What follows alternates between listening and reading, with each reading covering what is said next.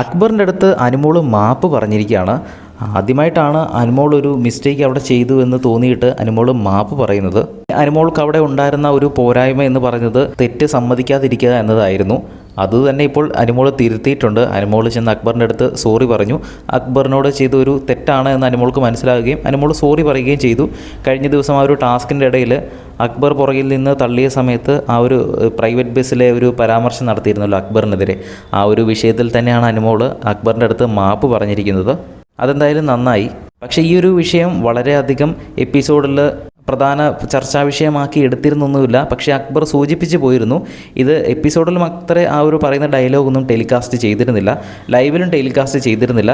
പക്ഷേ അവർ പറയുന്നത് കേട്ട് കഴിഞ്ഞാൽ നമുക്ക് മനസ്സിലാക്കാവുന്നതേ ഉള്ളൂ. അത് ലൈവ് കണ്ടവർക്ക് എന്തായാലും കൃത്യമായിട്ട് അറിയാം. അപ്പോൾ ഇപ്പോൾ മാപ്പ് പറഞ്ഞു എന്ന് പറയുമ്പോൾ നമുക്കത് കൃത്യമായിട്ട് മനസ്സിലാക്കാൻ പറ്റും. ഈ പറയാതെ പറഞ്ഞു എന്നൊക്കെ പറയില്ലേ, അതുപോലെയൊക്കെയാണ് എപ്പിസോഡിൻ്റെ ലൈവിലൂടെയൊക്കെ അത് കാണിച്ചത്. എന്തായാലും അനുമോൾ മാപ്പ് പറഞ്ഞിരിക്കുകയാണ്. ആ ഒരു പ്രശ്നം അവിടെ തീർന്നു.